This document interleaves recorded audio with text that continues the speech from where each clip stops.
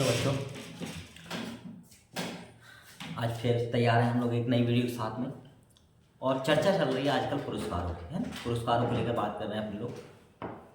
पिछली वीडियो में जो हम लोगों ने देखा वो जाना भारत रत्न के बारे में। किसके बारे में बेटा? भारत रत्न के बारे में। आज फिर जो दूसरी वीडियो उसमें एक और सर्वोच्च सम्मान होता है। देखो, भारत रत्न जो है वो तो सबसे बड़ा सम्मान है।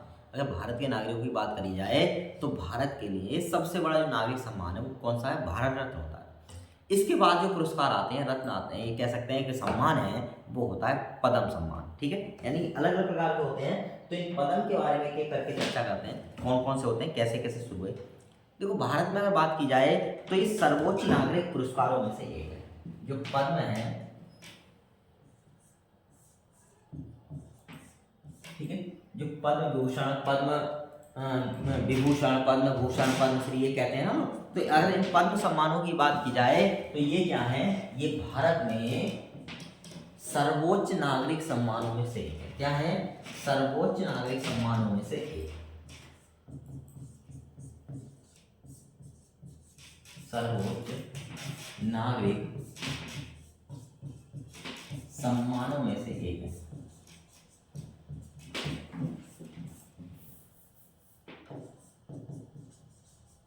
सम्मानों में से एक, यानी ये भी जो है भारत की है सर्वोच्च सम्मान की गिनती में आते हैं। अब बात यह है कि जो पद्म विभूषण होते हैं, पद्म सम्मान होते हैं, वो मिलते किस किस क्षेत्र में? तो अगर इनकी बात की जाए तो सबसे पहले आता है कला। क्या मिलता है? कला क्षेत्र में। क्षेत्र की अगर हम बात करें कि किस क्षेत्र में ये प्राप्त होते हैं, तो सबसे पहला क्षेत्र होता है कला का। किसी प्रकार की कला, चित्रकारी से लेना देना नहीं है, यहाँ पर बात हो रही है कला की। किसी भी प्रकार की तुम्हें कला आती हो तो उसमें क्या दिया जाएगा? अगर उसमें तुमने कोई अच्छा प्रदर्शन किया है तो तुम्हें क्या मिल सकता है? वो मिल सकता है पद्म सम्मान। सबसे पहले कला आया, दूसरा आया समाज सेवा। कौन सा? समाज सेवा। ठीक है, अगली बात करते हैं। समाज सेवा के बाद अगला आता है लोक कार्य। लोक कार्य इसमें भी दिया जाता है। लोक कार्य की बात करें, अगला जो आता है विज्ञान और इंजीनियरिंग। कौन सा? विज्ञान और इंजीनियरिंग। ठीक है, विज्ञान और इंजीनियरिंग। अगली बात की जाए तो अगला आता है व्यापार और उद्योग। व्यापार और उद्योग। व्यापार और उद्योग। इसके बाद भी आते हैं व्यापार और उद्योग के बाद ही, तो इसके बाद जो आता है होता है चिकित्सा। कौन सा? चिकित्सा। चिकित्सा के बाद बात करें तो चिकित्सा के बाद आता है साहित्य। कौन सा? साहित्य में भी जो है पद्म सम्मान दिए जाते हैं। शिक्षा, साहित्य और शिक्षा को एक साथ भी कह सकते हैं। ठीक है, शिक्षा। इसके बाद आते हैं खेलकूद। कौन आते हैं? खेलकूद। खेलकूद के क्षेत्र में मिलता है। खेलकूद की श्रेणी में भी जो है पद्म सम्मान दिए।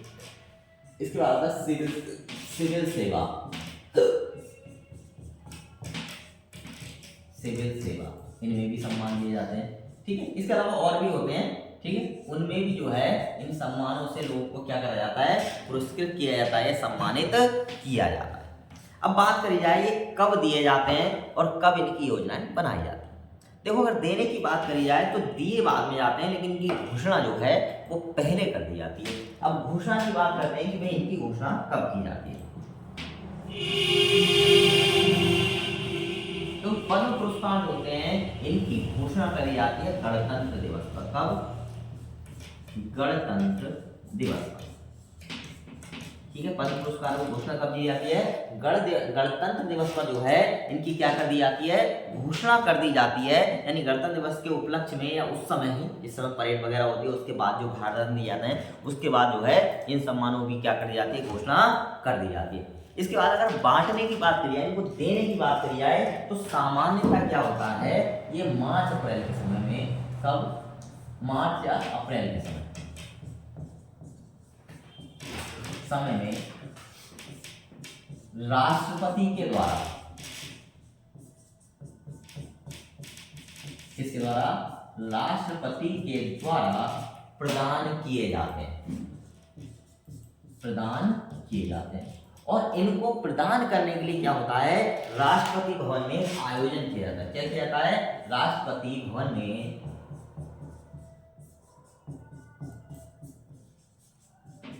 एक आयोजन किया जाता है, और जिन व्यक्तियों को नामित किया गया था, जिन व्यक्तियों के नाम गणतंत्र दिवस पर सम्मानित किए गए थे, नाम आया था कि भैया इनको जो है पद्म सम्मान से सम्मानित किया जाएगा, उनको एक बार बताया जाता है कि इस दिन प्रोग्राम है, और उसके बाद जो है यहाँ पर आयोजन होता है, और उस आयोजन में सबको क्या करा जाता है, ये पद्म सम्मान दिए जाते हैं। मुख्यतः बात करते हैं, इनकी 3 श्रेणियां हैं। जो पद्म सम्मान है,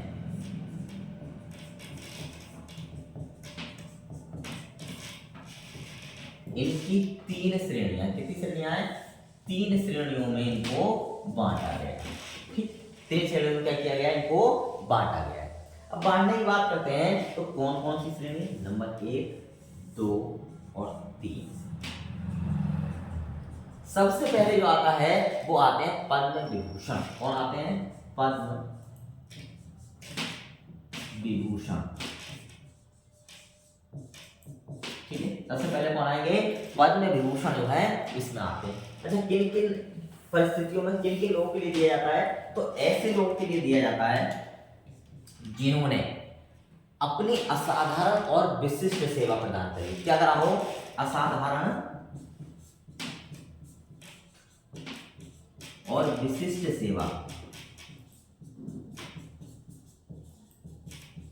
विशिष्ट सेवा प्रदान किए, किसके लिए, राष्ट्र के लिए, किसके लिए, राष्ट्र के लिए। और इसी कारण से भारत का द्वितीय यानी सेकंड सबसे बड़ा सम्मान, सबसे बड़ा सम्मान माना गया है। ठीक है, क्लियर होगी बात। जो लोग असाधारण और विशिष्ट सेवा प्रदान करते हैं उनके लिए दिया जाता है, और सेकंड जो है सबसे बड़ा सम्मान है, पहला क्योंकि कौन सा है, भारत रत्न का सम्मान होता है। द्वितीय श्रेणी की बात करें, दूसरा होता है पद्म भूषण। पद्म विभूषण था वो, ये है पद्म भूषण। पद्म भूषण की बात की जाए तो पद्म भूषण उत्कृष्ट कोटि की विशिष्ट सेवा के लिए दिया जाता है। क्या के लिए, उत्कृष्ट कोटि की विशिष्ट सेवा के लिए, कोटि की विशिष्ट सेवा के लिए। ठीक है, किसके लिए प्रदान करते हैं, उत्कृष्ट कोटि की विशिष्ट सेवा के लिए प्रदान किया जाता है। और इसे भारत का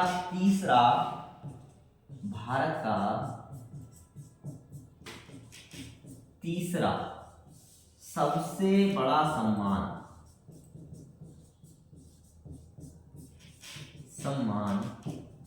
माना गया है। क्या माना गया है इसको, भारत का तीसरा सबसे बड़ा सम्मान माना गया है।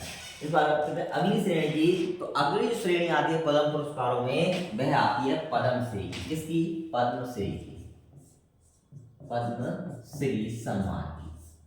पद्मश्री सम्मान की बात की जाए तो ये उन लोगों को दिया जाता है जो किसी भी क्षेत्र में विशिष्ट सेवा देते हैं। क्या करते हैं, किसी भी क्षेत्र में विशिष्ट सेवा देते हैं, किसी भी क्षेत्र में देश के लिए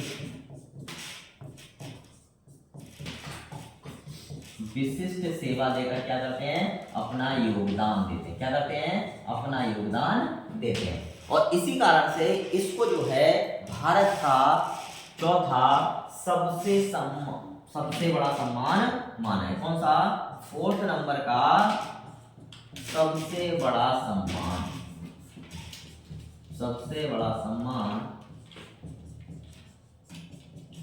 माना गया है। ठीक है, इसको कौन सा माना गया है, 4थे नंबर का सबसे बड़ा सम्मान माना गया है। अब बात यह है, क्या इन पुरस्कारों पर रोक लग सकती है या हर साल देने ही देने हैं? देखो, भारत रत्न की तरह इन पर भी रोक लगाई जा सकती है। अगर देश में कुछ विपत्तियां हैं, कुछ समस्याएं हैं, तो इन पर भी क्या हो सकती है, रोक लग सकती है। ऐसा जरूरी नहीं है कि अगर भारत समस्याओं से गुजरा और हमें जो सम्मान है, पद्म सम्मान को दे नहीं दे, ऐसा नहीं है, इस पर रोक लग सकती है। रोक की बात करें तो वही 1977 से 1980 के बीच में, कब 1977 से लेके 1980 के बीच में ये स्थगित रहे थे। और इसके बाद की बात करें तो 93 से लेके 97 तक, या 92 से लेके 92 में दिए, उसके बाद 97 में दिए गए, इस बीच में भी जो है क्या रही है, स्थगित रहे थे। क्योंकि कुछ व्यवधान ऐसे हो जाते हैं, देश में समस्याएं उत्पन्न होती हैं, जिसकी वजह से इनको स्थगित किया जा सकता है। ठीक है।